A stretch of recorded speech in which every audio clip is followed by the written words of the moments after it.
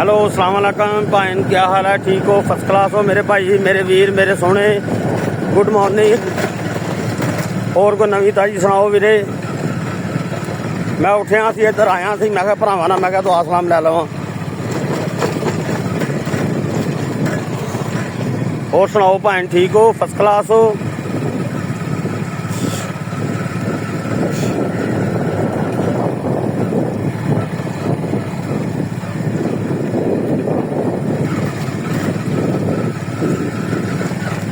Okay हो गया भाईन फिर हैं?